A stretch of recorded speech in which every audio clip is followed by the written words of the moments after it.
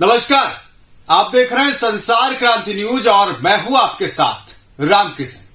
हरियाणा की सियासत में हर दिन कुछ ना कुछ ऐसा होता है, रोचक होता है, जो सबका ध्यान अपनी ओर खींच लेता है। हरियाणा के पूर्व मुख्यमंत्री भूपेंद्र सिंह हुड्डा के बेटे दीपेंद्र सिंह हुड्डा ने जो बयान दिया है वो बहुत चौंकाने वाला है। उन्होंने कहा कि हरियाणा में जेजेपी एक भी सीट नहीं जीत पाएगी। वहीं दूसरी तरफ अजय चौटाला जो संरक्षक है जेजेपी के, उन्होंने कहा कि अभी 10 सीटें हैं और आने वाले वक्त में 46 सीटें जो है जेजेपी जीतेगी। इस तरीके की बातें वो अपने कार्यकर्ताओं से कर रहे हैं। लेकिन जिस तरीके के आरोप दीपेंद्र सिंह लगा रहे हैं कि भाजपा और जेजेपी के बीच 3.5-4 साल से जो गठबंधन चल रहा है, वो गठबंधन अब जो है लठबंधन में तब्दील हो गया है। मतलब लठ उठ रहे हैं, आपस में लड़ाई हो रही है।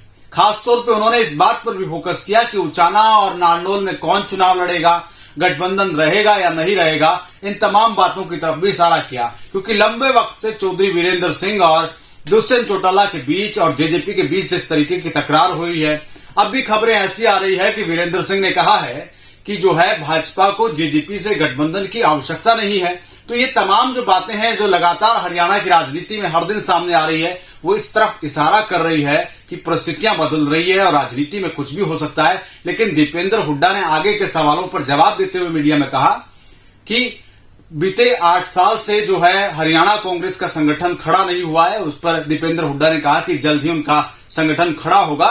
और खास तौर पर जो भाजपा हरियाणा के प्रदेश अध्यक्ष ओपी धनखड़, उनके बात पर भी उन्होंने जवाब दिया। ओपी धनखड़ ने कहा कि वो संगठन खड़ा नहीं कर पा रहे हैं। उसमें उन्होंने कहा कि उन्होंने तो पन्ना प्रमुख तक भाजपा ने अपना संगठन बनाया, लेकिन 2019 में बादली से चुनाव क्यों हार गए ओपी धनखड़? क्योंकि वो केवल पन्ना तक यानी कागजों तक पहुंच पाए, जनता तक नहीं पहुंच पाए।